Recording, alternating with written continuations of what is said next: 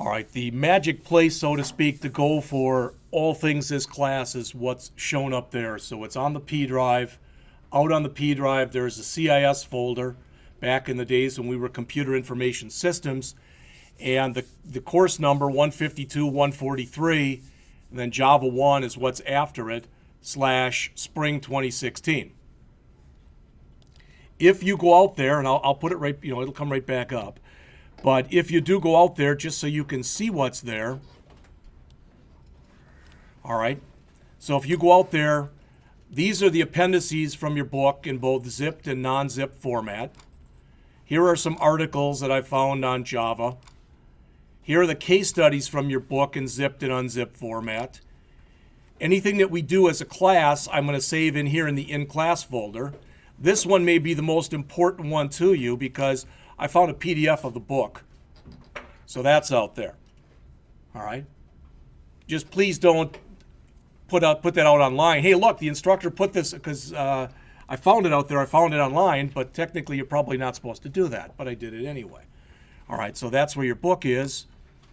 Here's the PowerPoints that come with a book in zipped and unzipped format. The source code that's in your book in zipped and unzipped format.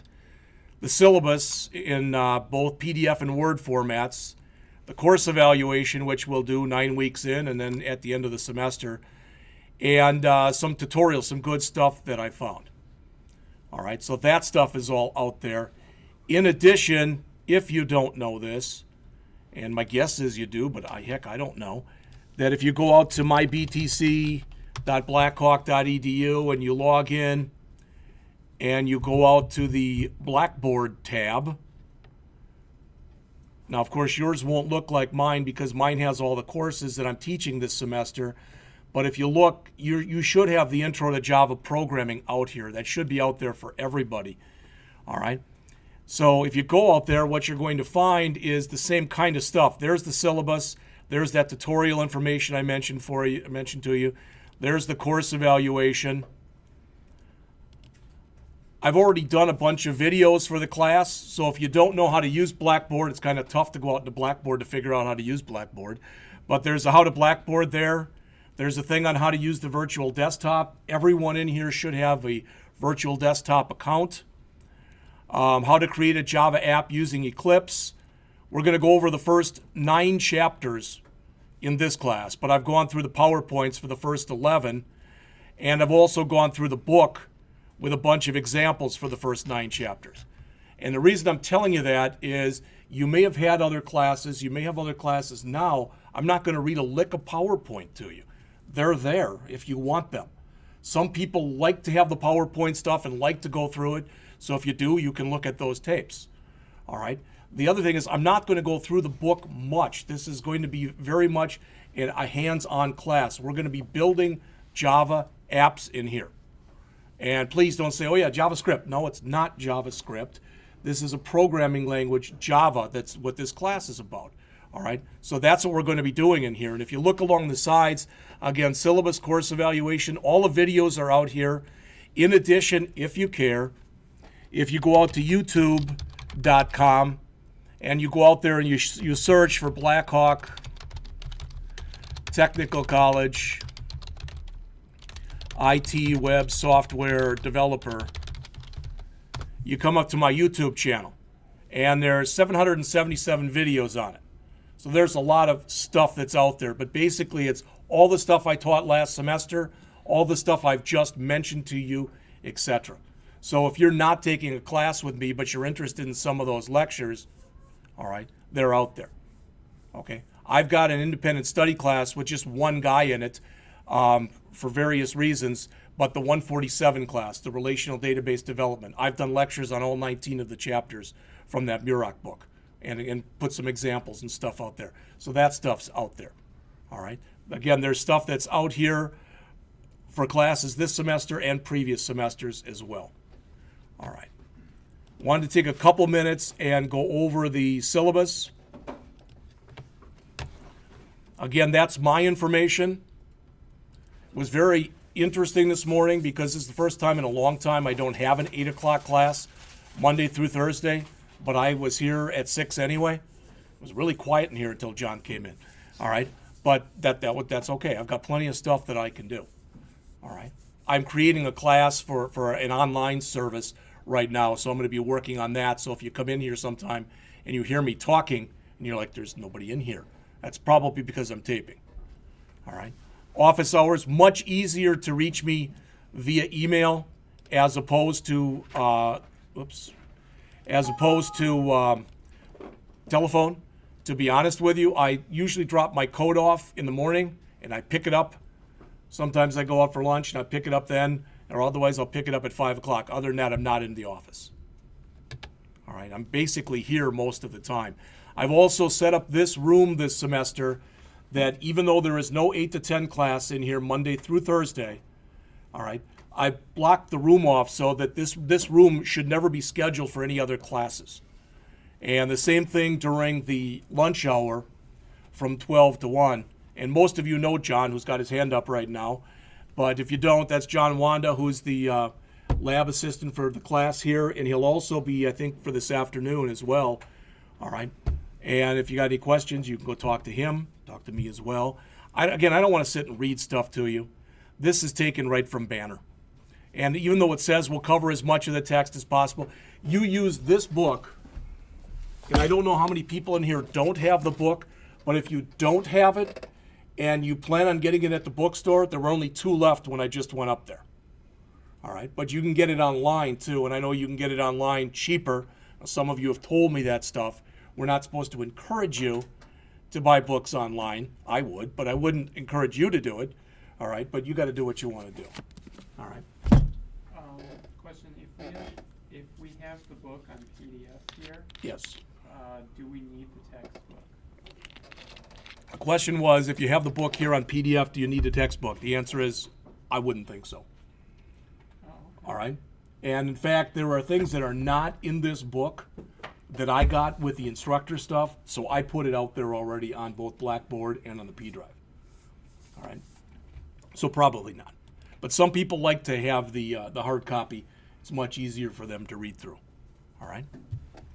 All right, so the idea is you get somewhere between a beginning and an intermediate understanding of Java. And I should mention, too, this book is used both for the beginning class and the advanced class. So the idea is we go through the first 9 chapters in this class and then the final 7 or 8 chapters in the advanced class. All right? All right. I'd like it if you save all of your work to your H drive. You know, put a folder out on your H drive. Call it Java or call it 152, 143, whatever you want, and have a folder under that folder that's called completed, and put anything that you're ready for me to grade into the completed folder. I cannot get to your virtual desktops. All right, I can't do anything with them. So if you've got a problem, or if you're, the only person who can get into your virtual desktop is you. And if you don't know what I mean by virtual desktop, we're going to go over that in just a couple minutes. All right. I said there'll be around 8 assignments, and I guess this one I didn't change, so shame on me. That should have said 20%. All right. These core abilities, if you've never heard the shtick on this, the idea is throughout your tenure at Blackhawk, whether you're getting a 2-year diploma, a 1-year certificate, or whatever, is you're supposed to learn these life skills. All right. What you get in this class more than anything else is the use appropriate technology. Okay. The competencies, again, I don't want to read them out to you. They very much dovetail with a lot of the stuff in the chapters that we're going to start going over. You're going to write your first program today. In fact, we're going to start on it before the break. All right. Now, a couple things. I've had to change this syllabus twice in the last week. All right, because first they wanted us to come in and put in a cell phone policy, so you can see it down there. Cell phones must be turned off or set to vibrate. You know, people forget. I'm not Dave Guile. Don't get me wrong. I love Dave. He's a great guy. All right, we had our in-service last week. I sat and spent most of the day with him. He's just a real good guy. All right, but if your phone goes off, all I'm going to ask is that you don't have the conversation here. And I don't even care if it's a lab day. Just go outside and have it. That's all. All right. Finally, I'm supposed to be keep harping on you about this. And the idea is, if you stop coming for 2 or more class periods in a row and you don't let me know, I'm supposed to let the school know that you've stopped coming. And they're going to take appropriate action. What is appropriate action? The big thing is they ended up giving away hundreds of thousands of dollars in money to people who are on aid when the people were only coming to get the money and not coming any other time. And they don't want that to continue. All right. Any questions on anything that's on the syllabus? I'm not printing out hard copies. I'm trying to be a little green. All right. Okay. Just to mention a couple more things to you.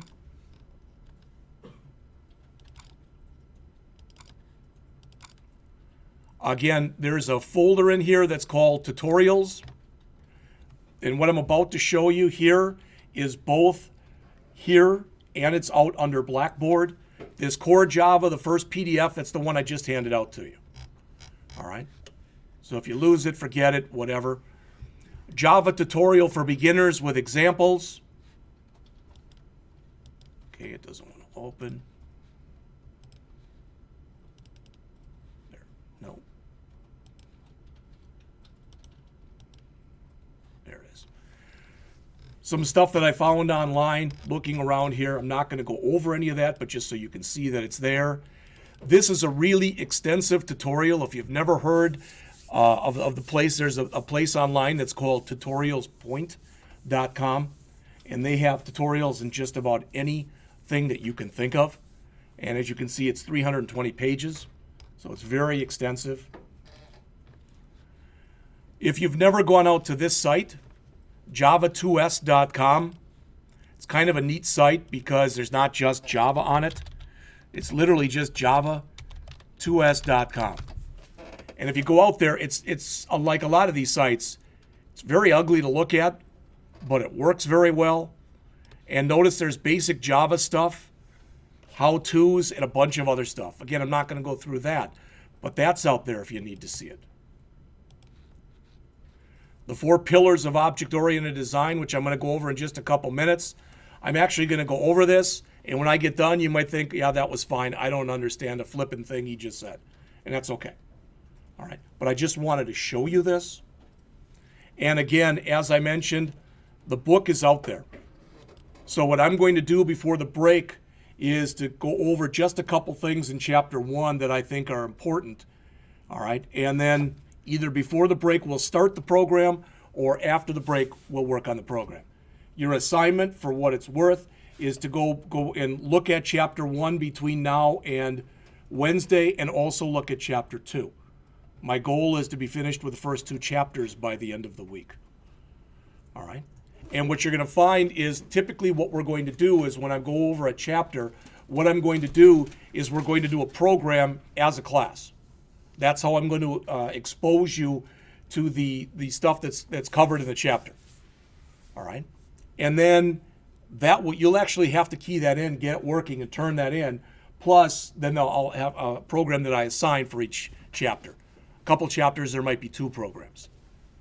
All right, but we're going to work on a lot of this stuff as a class.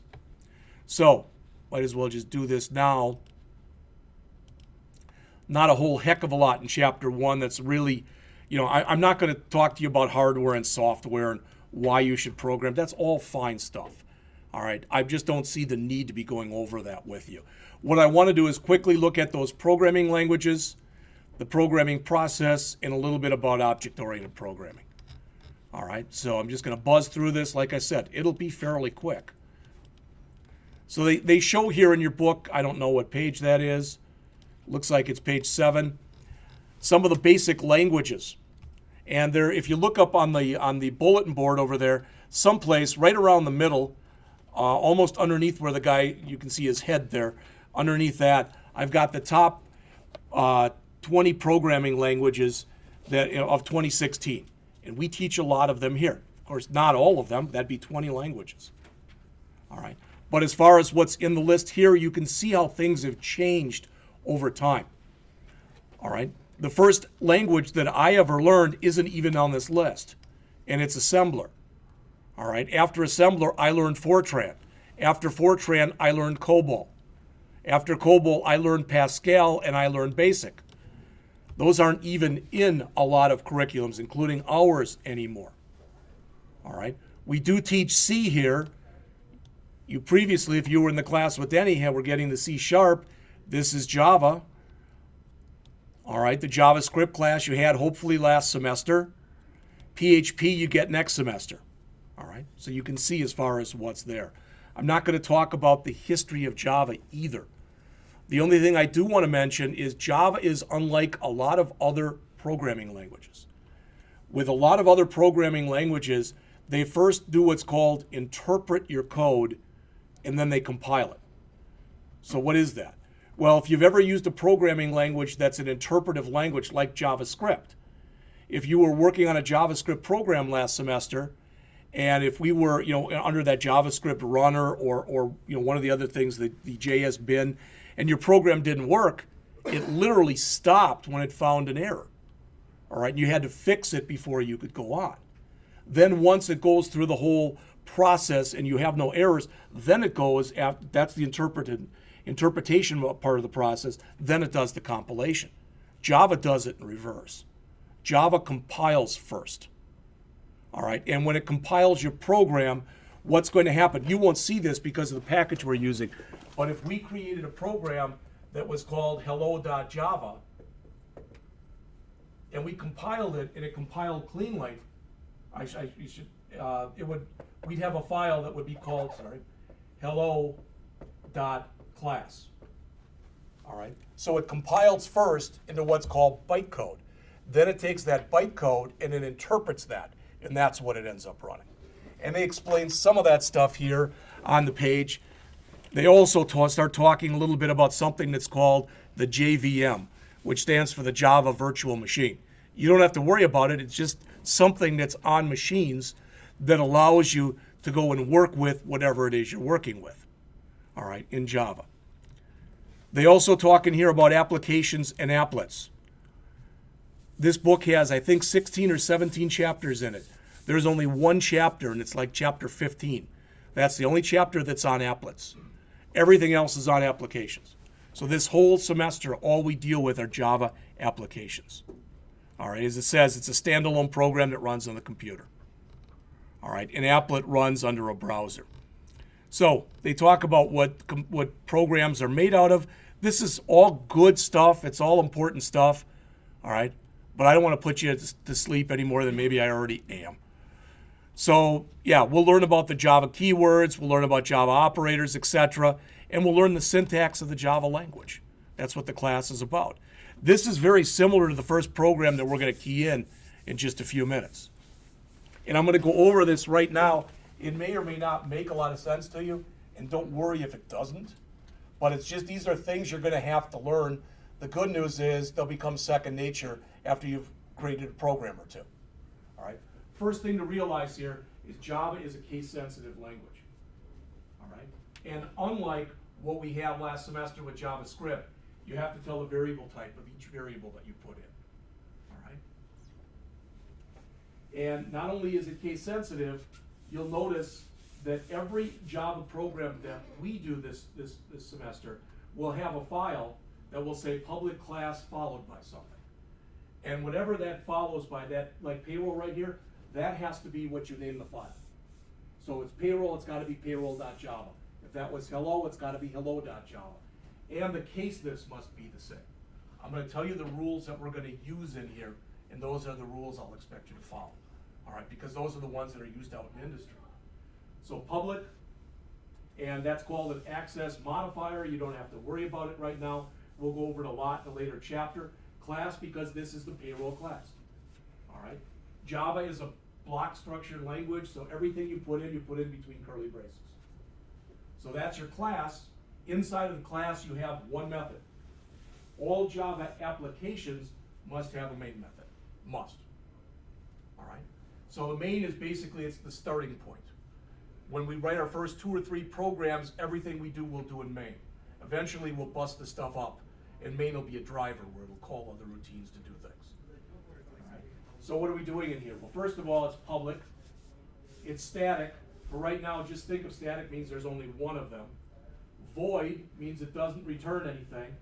Its name is main, and it can take a list of arguments that are of type string and they're an array. All right. Then in here, we're creating a variable called hours. That's declaring a variable, and that's initializing it to 40.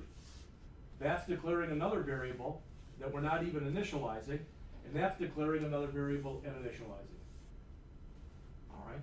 Then we say gross pay equals hours, which is 40, times pay rate, which is 25. So this should print out on our screen. Your gross pay is $1,000. All right. Pretty simple stuff, to be honest with you. As far as the keywords that are in there, public's a keyword, class is a keyword, static is a keyword, void is a keyword, I don't think string even is, int is a keyword, and double is a keyword. Those are your keywords. And they explain all this stuff down at the bottom of the page. Here are the Java keywords, and there are about 50 or 60 of them. Some of these keywords that they set up, they're never going to use. I was at a talk once on Java, and the guy was laughing about that keyword, goto.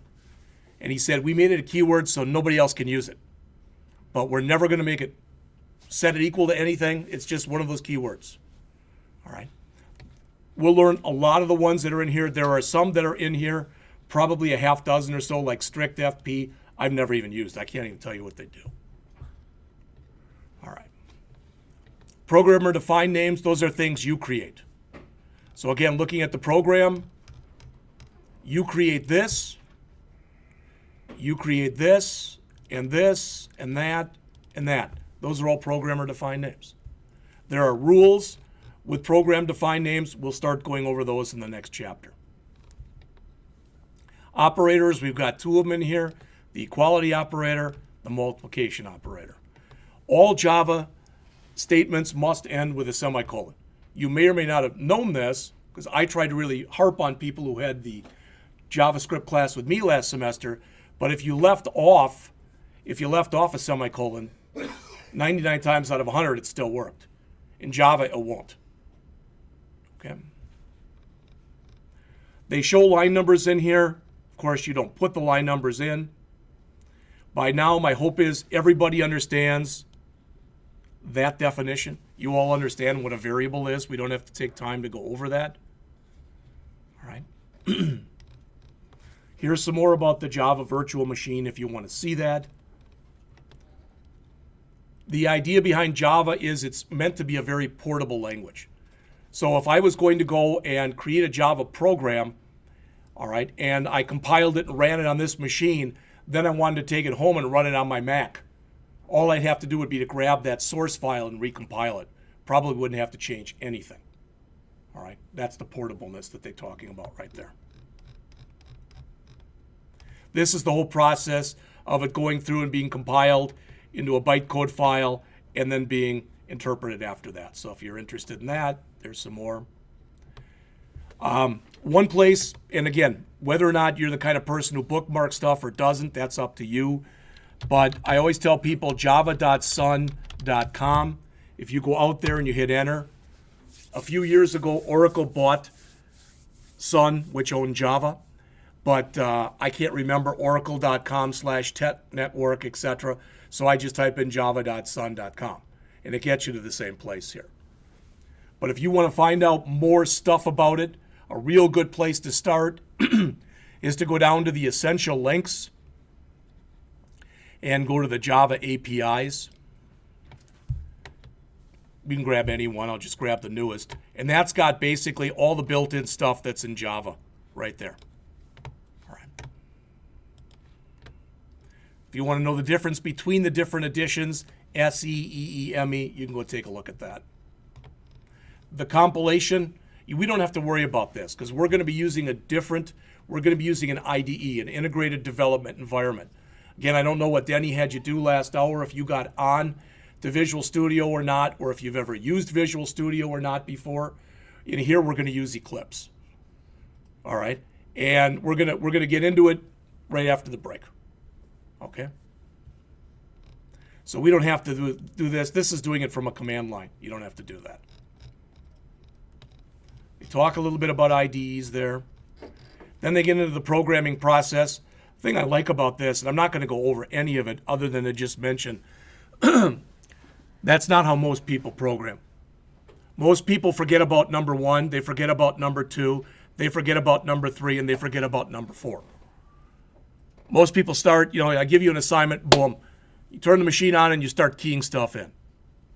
All right, it's just human nature to do that. I'd be lying if I said that a lot of times I don't do that. But the idea is if you have the time to do it and you go through the first 4 steps, you don't even need the computer for those.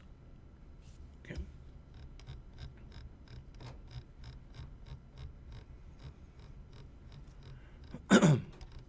They talk a little bit in here about software engineering, but the only other thing I want to mention here from Chapter 1 is this whole thing on object-oriented programming.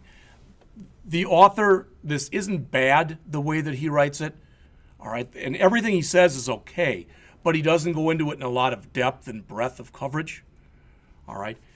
So what he's saying is Java is truly an object-oriented programming language, all right? And big deal. Well, last semester, depending on, if you had me for a class, we spent maybe 2 periods where we talked about using Java in an object-oriented way. I don't know what Jim Schmidt may or may not have done, all right? But the point is, JavaScript is what's called an object-based language, which means it has object-oriented capability, but you never have to use it if you don't want to. Java is an object-oriented programming language. You have to use things like classes all the time. A class is like a blueprint, all right? I've mentioned this in lectures before. So imagine that somebody is going to go and create a brand new neighborhood, and they have 5 different house plans. Those different 5 house plans, each one of those would be a house class. Each house that you create from one of those plans would be a house object.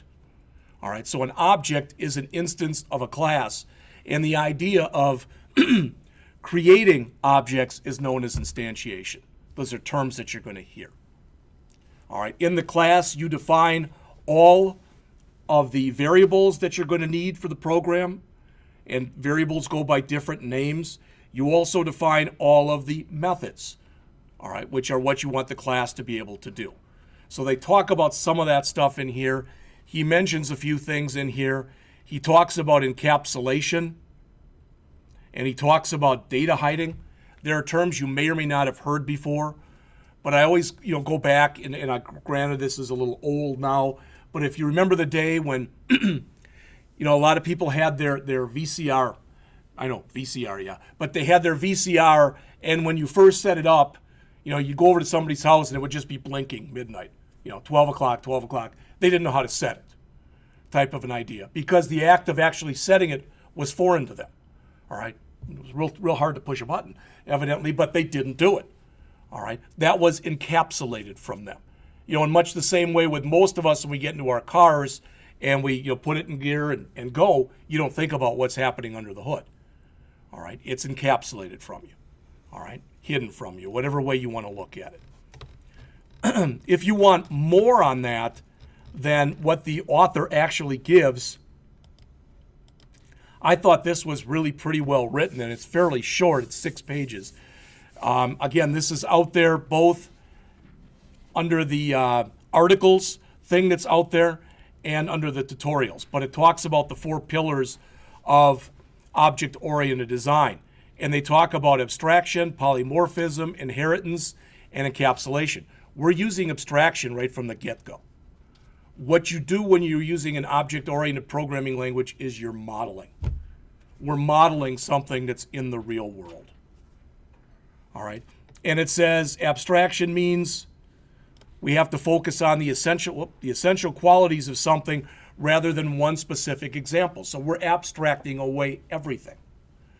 All right, so if we're creating a payroll class, what we care about is if we enter somebody's hours worked and their hourly rate, it gives us the amount of money that they're owed. We don't care about anything else. All right. Polymorphism is something we don't go through until the advanced part of the class. It stands for many forms. All right. And it really is hooked in here with inheritance, where one class can inherit from another.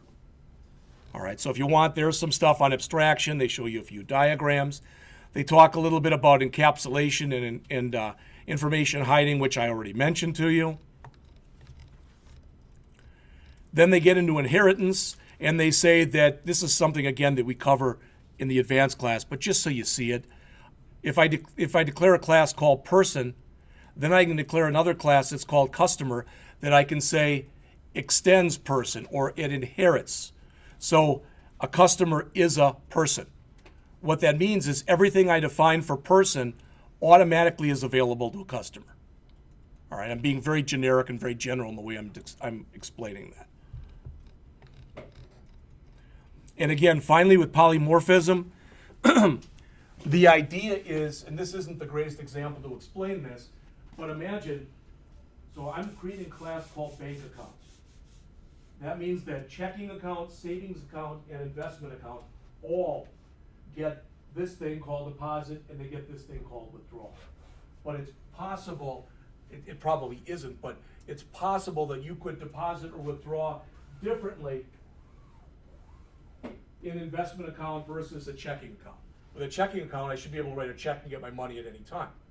With an investment account, you might have to keep it in there for 2 years. Otherwise, if you take it out, you might get substantial penalties, type of things. So they all get a withdrawal, but the withdrawal might be different. And the system knows which withdrawal to use based on the type of class you're working with. That's polymorphism. All right.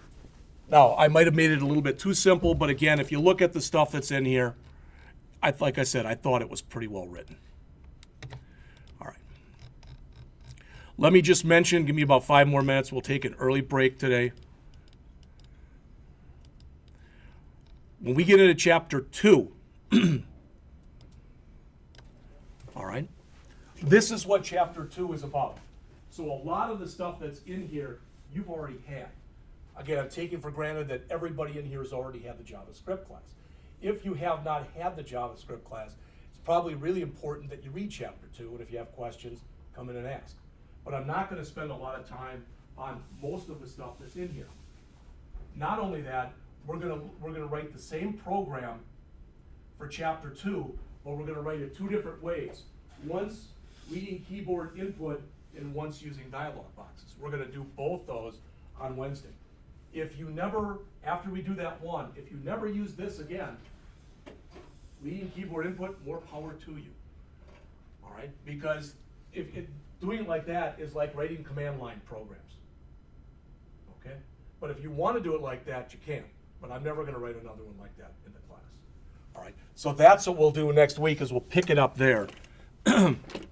So let's just do this, and then we're going to take a break. How many people in here, I'm asking, and please be honest, have never gotten into the virtual desktop and don't even know what I'm talking about? All right, if that's the case, then get into the virtual desktop right now, please. Again, on here, you should, if you click your Start button and you go to All Programs, down near the bottom it should say VMware, and under VMware it should say VMware Horizon Client. That's how you start up the virtual desktop.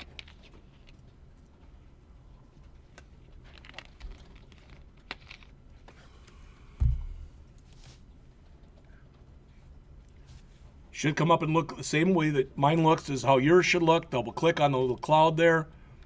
You log in with the same username and password that you did to get into the system.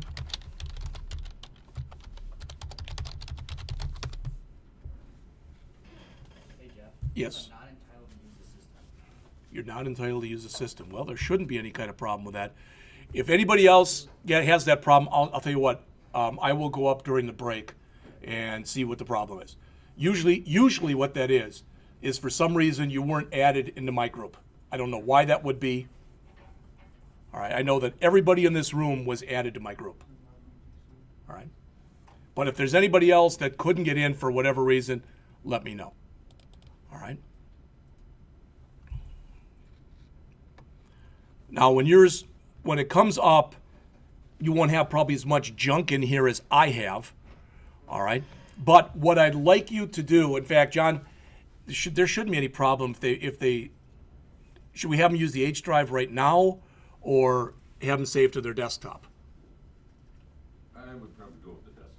Okay. All right. So what I'd like you to do, and you can see I've already got one up here, is I'd like you to just go and make a brand new folder on your virtual desktop. So right mouse click, choose new folder, and call it 152, 143. There's a reason for having you do that. Basically what's going to happen is every time you create a program, it's going to be saved in a folder in that folder. All right, we're going to do that in just a second. All right. The other thing is in here, notice I've got Eclipse out here as a shortcut, but you should be able to click Start, and hopefully you see Eclipse out here. All right, and if you do, just please click on it to start it up. I'm running here on this machine, Mars.1. Some people may have different versions. Don't worry, because it's not going to matter at all for what we're doing. But I'd like you to get into Eclipse right now, please.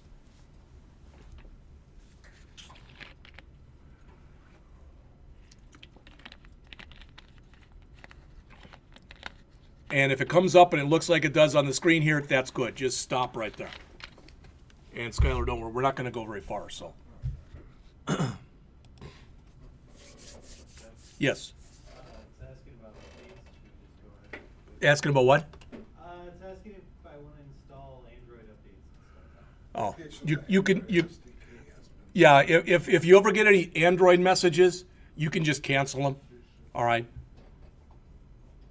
If it's a year from now, you'll need to be working with those, but not right now. All right. Now the stuff that's up here, again, I'm not going to go over any of these, but if you want, you can click on any of them, and there are tutorials if you want to become more proficient that I'd make you in Eclipse, etc. I'm not going to go over any of that stuff, so I'm just going to close. Where it says welcome up there, I'm just going to click the X. And hopefully yours is going to look at least something like this. It may not look exactly identical to this. You might have something else up there, and if you do, don't worry about it. All right? What I want to mention now, eventually we're all going to be right here. You have to take my word for it, but we're all going to be right here. This area in here is kind of like Windows Explorer. This is going to show every single folder with every single project we have in it. This is our work area, right here. This stuff that's right here, the task list and the connect, whatever the heck that is, we're not even going to use that. So if you want to close those, you can leave them up. It really and truly doesn't matter. All right. When we come back from the break, we're going to look a little bit at the console and the area that's in here, but you're probably not going to need that for much of anything either. All right. So what I'm telling you is I can come in here and close this, and for now at least close this, and close this, and this, and this. So now you can see my screen is basically just split in two. And on the left-hand side, it's called a Package Explorer, but that's where all my folders are going to go, and that's my work area. That's it. All right. So my hope is no one had any kind of problem with that. Okay? So what I'll do, since we have at least one person, is there anybody else who couldn't get into the system? All right. So it's 10:43, just so I'm sure I've got enough time. Let's come back at 11, and we're going to write our first program at 11 o'clock then.